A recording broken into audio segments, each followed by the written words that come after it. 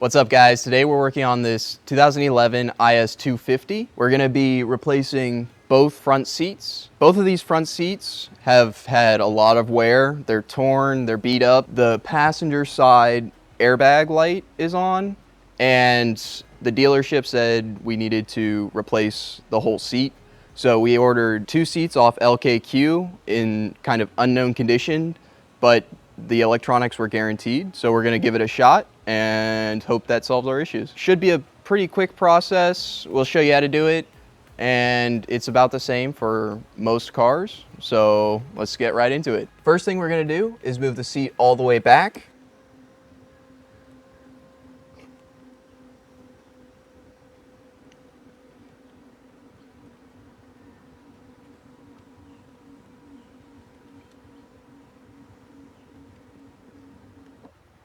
There we go. And we've got these small plastic covers. Pop those off. We're gonna need I've got this trim removal tool, but you could probably just use a flathead screwdriver or a popsicle stick, whatever you have. So we're just gonna gently pry up on those.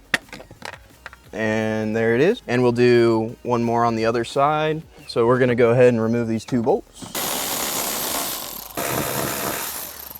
And we're gonna wanna move the seat all the way forward. So in the back we have the 2 more plastic covers, so we're just going to take our tool and pry those up. And 2 more, I think they ended up being 14 mils. Since we have to disconnect the battery, if you're doing both seats, it's a good idea to remove the bolts on both first, or you won't be able to actuate the seat back and forth and you won't be able to get to the bolts.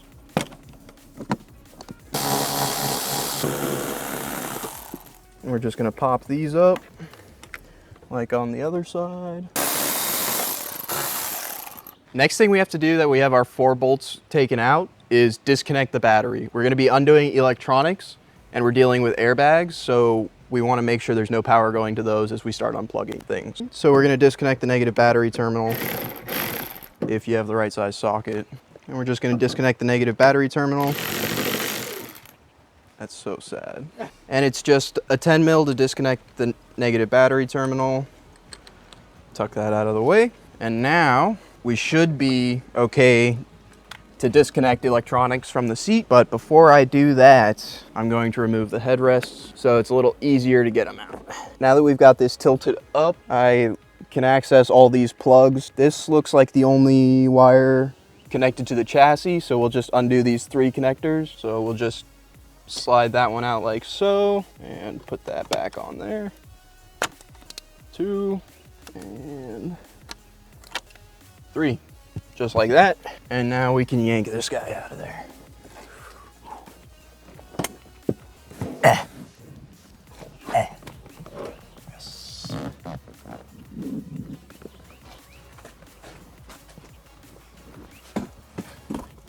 Oh. Okay, so now, because this is my mom's car, we're gonna vacuum this while we have the seat out. This vacuum sucks. If you wanna pick one up, we'll put a link in the description. So this is the seat we just took out. As you can see, it's old and torn. This car has well over 100,000 miles on it, and these are the original seats. This is the seat we got from LKQ. So, you know, it's not perfect, but it cleaned up okay, and electronics should work. Both of these seats were a fraction of the price of 1 seat from the dealer, so we're gonna cross our fingers and throw these in. Dang.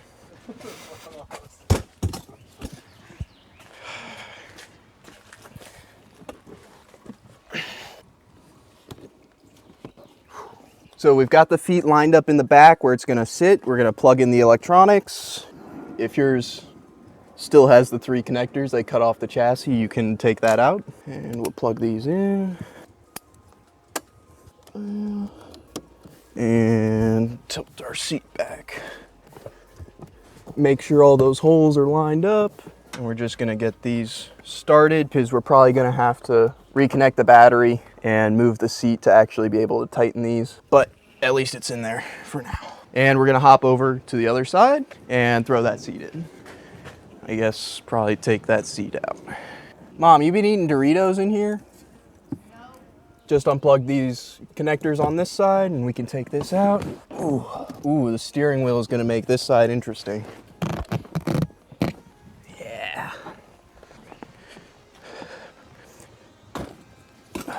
And then on this side, this is the new seat. It's not in as good of condition as the passenger seat, but that's kind of be expected. It's got a little nick here, but the electronics should work and it's not all that. So let's make sure we disconnect this here outside of the car. When they remove the seats from LKQ, it's easiest for them just to lop that off. Not too big of a deal. None of the electronics in the seat are damaged because of it. So yank all this stuff out and we should be able to remove this.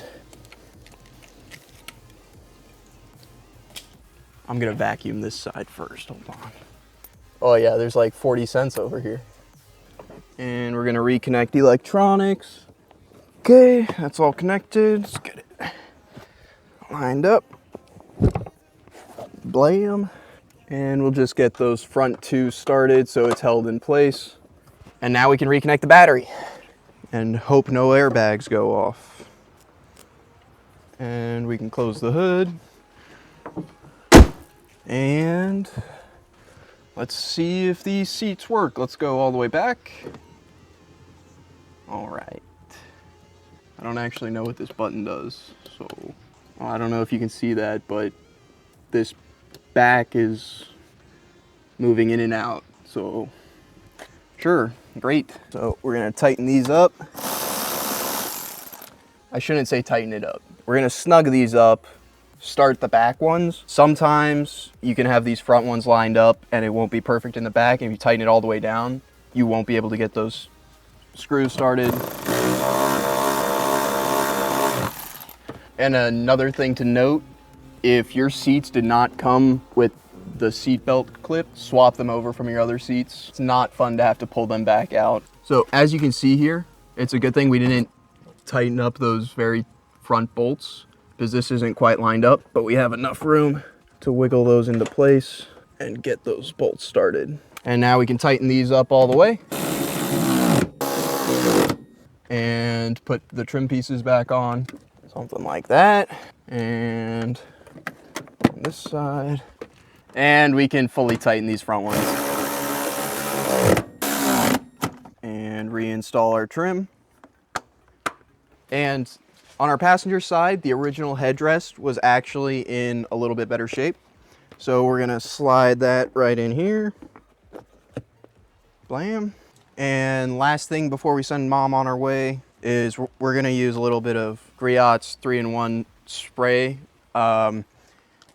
Some leather cleaners or just general purpose cleaners will take the dye out of leather.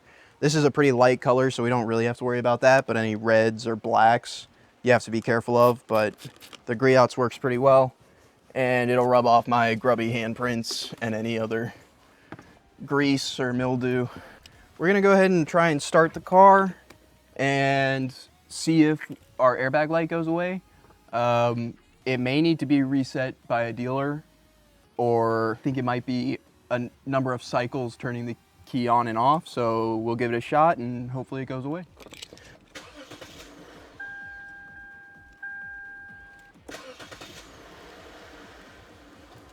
So I'm not sure what exactly just happened there. I tried to turn it on once. It said something was completed here and it shut off. And I turned it back on and the airbag light is typically in this bottom corner and it's gone. So easy as that. Thanks for watching, guys. If you like the video, like the video. If you want to subscribe for more, and we'll catch you on the next one.